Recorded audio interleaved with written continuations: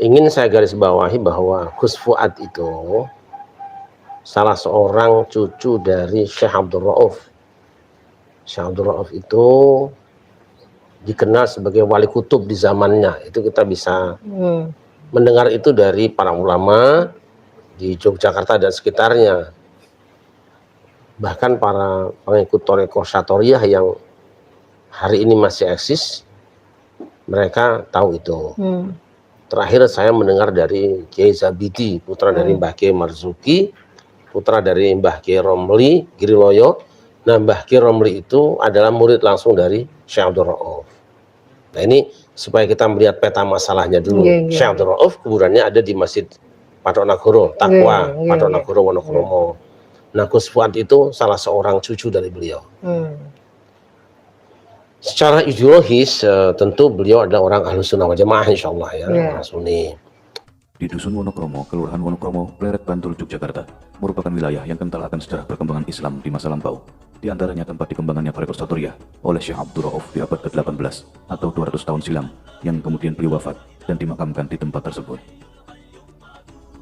Ajaran Thariqah ini kemudian berkembang ke berbagai wilayah di tanah air setelah disebarkan dua orang muridnya, yakni Kiai Romli yang wilayah awalnya di Giriloyo, Imogiri, dan Kiai Khalil yang awalnya wilayahnya di jajaran Purworejo, sebelum akhirnya sebesar saat ini puluhan ribu pengikut di tanah Jawa. Disinilah letak Masjid Patok Negoro, Takwa, Wonokromo. Masjid Patok Negara Takwa Wonokromo terletak di Dusun Wonokromo, Desa Wonokromo, Kapanewon, Pleret, Bantul, Yogyakarta. Masjid ini bersebelahan dengan temburan Sungai Opak dan Sungai Gajah Wong. Masjid Takwa bermula saat Sultan Hamengkubuwono pertama, Raja Yogyakarta, memperdalam ilmu agama kepada seorang ulama bernama Kiai Muhammad Faqih. Kiai Faqih sendiri adalah seorang guru agama Islam yang juga kakak ipar dari Sultan Hamengkubuwono pertama.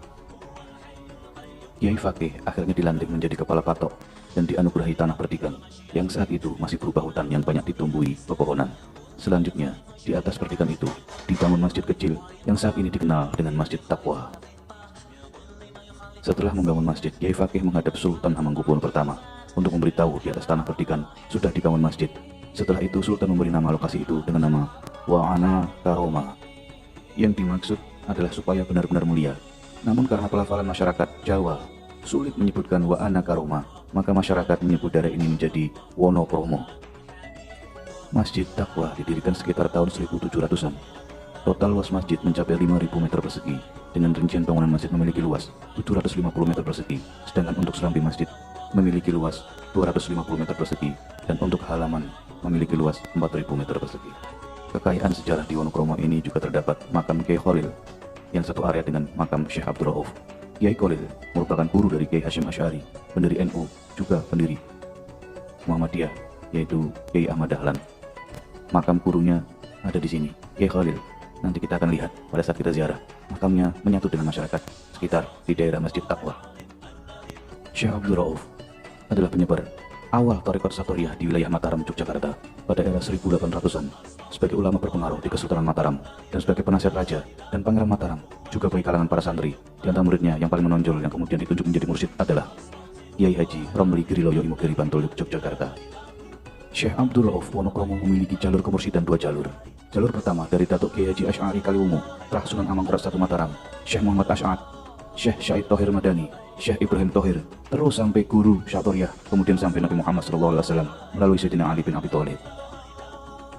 Inilah jalur pertama. Jalur kedua, Kiai Bagus Hasanuddin Pasar Gede Mataram. Beliau ini cucu Syekh Muhyi Pamijahan yang menjadi ulama dan penasihat Kasuhunan Surakarta pada era tahun 1700-an. Kiai Emas Muhammad Syafi'i Shofarwadi, Kiai Emas Bagus Muhammad Muhyiddin Shofarwadi, terus sampai pada datuknya Syekh Muhyi Pamijahan. Untuk ajaran Thariqah Syatoriyah ini, jalur pertama dilanjutkan dan dikembangkan oleh Kiai Haji Romli di Giriloyo, Imogiri, Bantul, yang kemudian dilanjutkan putranya Simbah Kiai Haji Marzuki Giriloyo. Zikir Thariqah Syatoriyah yang diajarkan Mbah Kiai Haji Marzuki Giriloyo, Yogyakarta, yang beliau wafat tahun 1961, merupakan zikir thariqat yang paling ringan dibandingkan ajaran thariqat-thariqat lainnya. Pada pokoknya, kewajiban bagi salik atau santri thariqah untuk mengamalkan bacaan zikir tahlil, bacaan la ilaha illallah 100 kali pada setiap ba'dah setelah sholat isya dan sholat subuh, dilengkapi membaca Al-Fatihah 3 kali dan ditutup dengan doa. Ada keutamaan-keutamaan bagi orang yang mengamalkan thariqah. Pertama, ia akan mendapatkan ketenangan batiniah. Kedua, akan mendapatkan barokah Fatihah dan doa-doa dari para sahabat pengamal thariqah lainnya.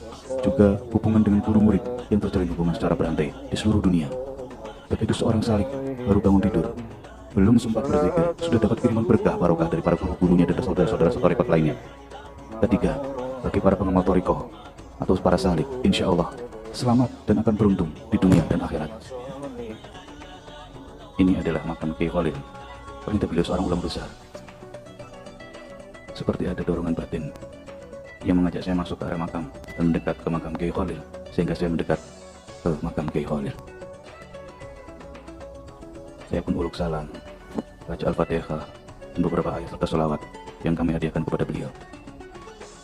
Alhamdulillah, perjalanan ziarah kali ini kami dipertemukan dengan seorang ulama mursyid wali kutub di zamannya, yaitu Syekh Abdul Rauf, mursyid thariqah Satoriyah, dan juga beberapa ulama-ulama yang dimakamkan di sekitar makam area Masjid Taqwa, Wonokromo, Bantul, Yogyakarta.